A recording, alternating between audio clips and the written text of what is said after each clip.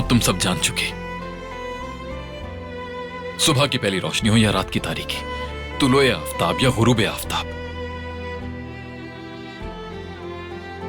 ये दिल हर लम्हा तुम्हें अपने पास चाहता है। इस मोहब्बत ने मुझे कहीं का नहीं छोड़ा। क्या इसने मोहब्बत कहा? क्या इसने वाकई कहा कि मुझसे मोहब्बत करता है?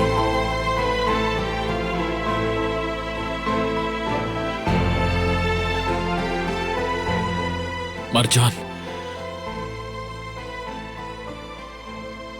क्या तुम मुझसे कुछ नहीं कहोगी? मैं अब क्या कहूं इससे? मरजान, कुछ कहो मुझसे, कहो। देखो, अब तो मुझे डरा रही हो मरजान। मैं कहो। या अल्लाह मेरी मदद कर, ये क्या कह रहा है?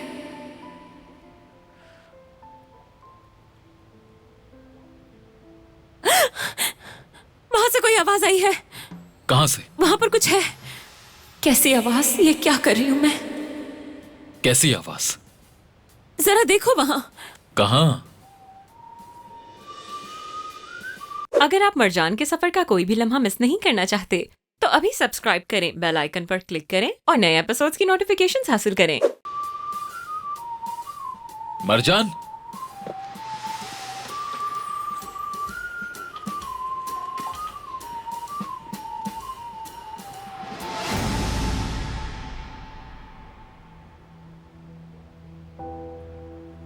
ये सब तुम्हारी वजह से हुआ है मरजान। बिल्कुल नहीं, ऐसा होने नहीं दूंगी मैं। जिस तरह मेरी जिंदगी तुमने मुझसे छीनी है ना, मैं भी बिल्कुल वैसे ही सब कुछ छीन लूंगी तुमसे।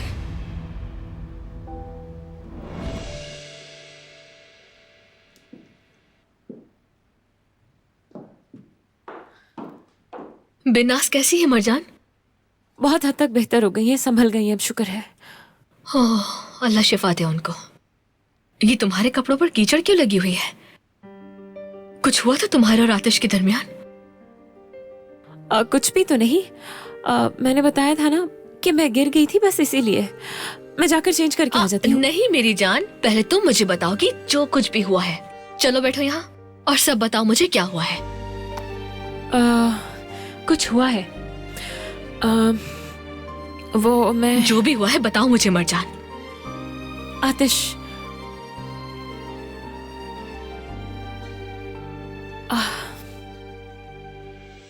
उसने कहा वो मुझसे मोहब्बत करता है।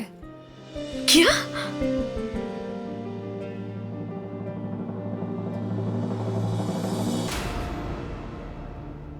हाय आतिश, क्या किया?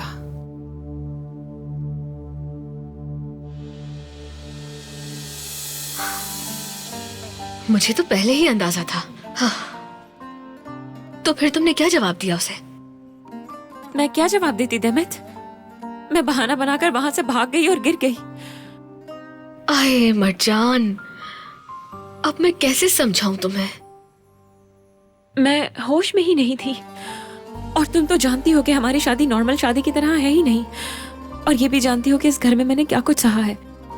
हालांकि वो हमेशा मेरा साथ जरूर देता है, लेकिन हम दोनों बहुत मुख्तलिफ हैं। और मैं सब कुछ कैसे भूल सकती हूँ?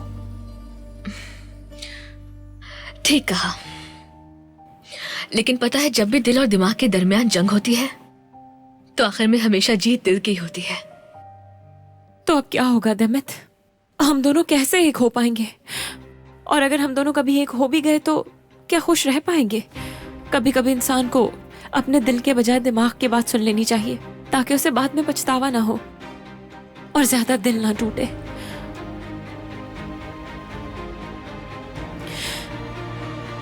आतिश और मैं कभी एक नहीं हो सकते।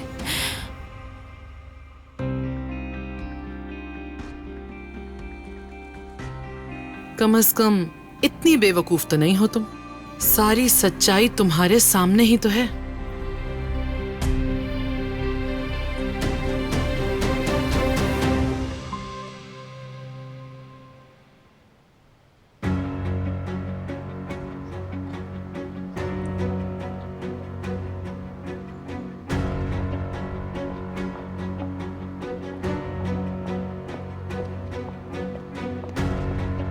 तुम्हें क्या हुआ है?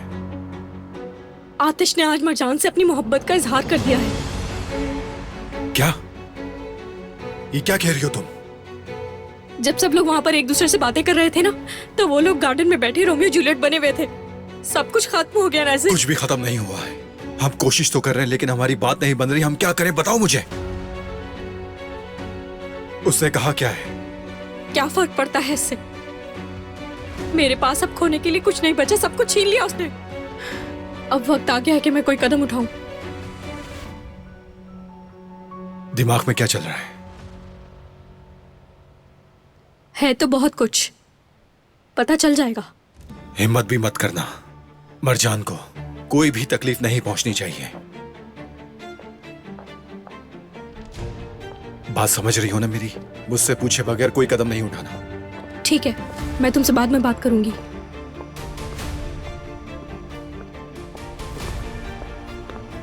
भाई चल अब चलते चलो। हैं। याद रखना।